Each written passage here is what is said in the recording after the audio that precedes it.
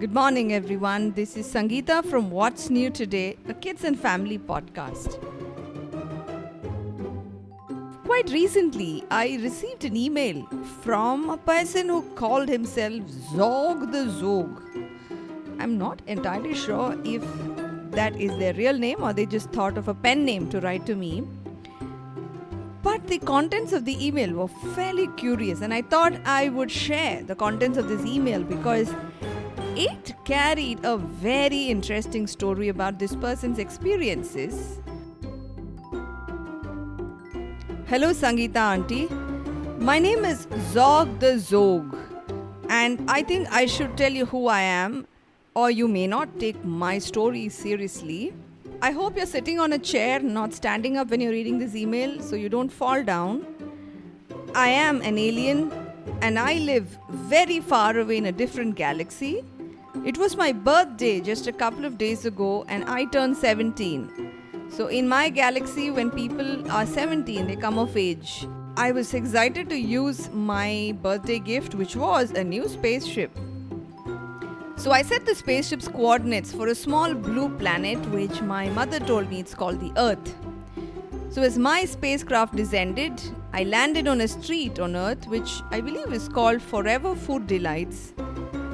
And when I landed, I did not land very nicely. I stumbled upon the grass and I rolled over. And I think I may have got a cut or two across my hands. But that aside, when I stood up, in front of me was a charming bakery called the Galactic Delights. The aromas wafting through the air were quite intriguing, so I ventured inside. I'm sure when I'm saying all of this, you may be wondering how I look. So first things first, I am not green in color. I don't have eyes that are as big as a saucer. My eyes are pretty much the same size as the eyes of anybody else living on Earth.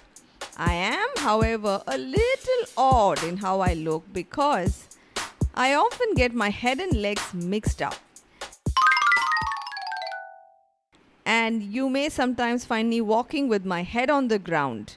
But luckily, on this day when I landed on Earth, my feet were firmly on the ground. I was making a conscious effort that I looked just like everybody else around me.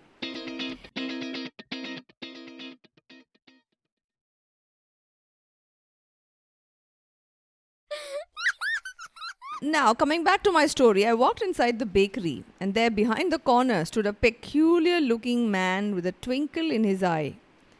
He gently pointed out to me that my eyes were looking the wrong way. Oops, and I pulled my eyes around my face. And he smiled and introduced himself as Mr. Wonka. Mr. Wonka then bellowed loudly, "In your planet where you come from, have you ever witnessed the magic of 3D printing?" "3D printing?" I exclaimed. My antennae were trembling with anticipation. "Please tell me." "Oh, I forgot to mention to you, Sangeeta auntie, I do have antennae sticking up my head." Mr. Wonka was not one bit uncomfortable to see my antennae peering into his eyes. And he proceeded to explain the concept of 3D printing. His voice was filled with enthusiasm. "Picture this, my interstellar friend. We can take a humble cheesecake, a culinary delight of Earth, and bring it to life layer by layer using a fantastic contraption called the 3D printer, much like printing ink on paper." My eyes widened with wonder and my tentacles were wriggling with excitement. "But how does it work, Mr. Wonka? How does 3D printing work?" "Ah, my extraterrestrial friend, it is like this. The 3D printer meticulously deposits cheesecake material bit by bit, following a precise digital blueprint. It is like a symphony of sugar and technology."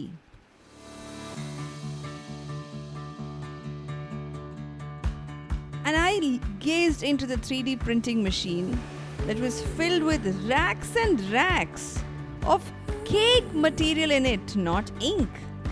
And with each step of printing, a layer of the cake was beginning to form one above the other. I gazed upon the printer in awe, watching as it danced to the tune of its instructions, each layer magically appearing before my alien eyes.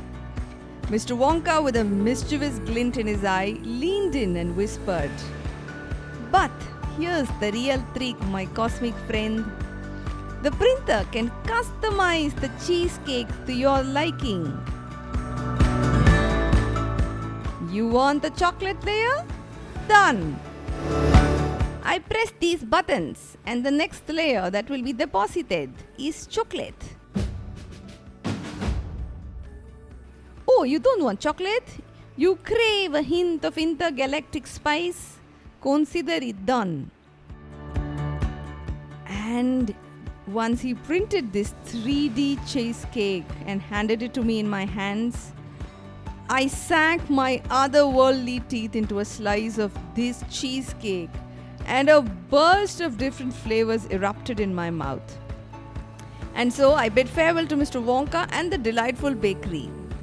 And I tuned in to What's New Today podcast before I was driving back on my spaceship, and then I suddenly remembered, of course, you speak about current events shaping our lives on Earth, and I would have to admit, 3D printing of cheesecakes is the most astonishing new development that is bound to change the lives of many children. So to all my listeners, this is Sangeeta here. I don't know if this was really Zog the Zog or if he was really an alien, but I can say one thing because I did verify these facts. Columbia University in New York has indeed invented a 3D printing machine that can make cheesecakes, and there is indeed a bakery now in the United States which prints cheesecakes for children. So when you walk in there, I believe you can choose which flavors on which layers you'd like. For instance, if you wanted the topmost layer to have strawberry and 1 or 2 layers below that some chocolate, and then beneath that you wanted a lot of gems and sprinkles, you could choose what you wanted in each of these layers. I'm not sure if the person who runs this place is indeed Mr. Willy Wonka.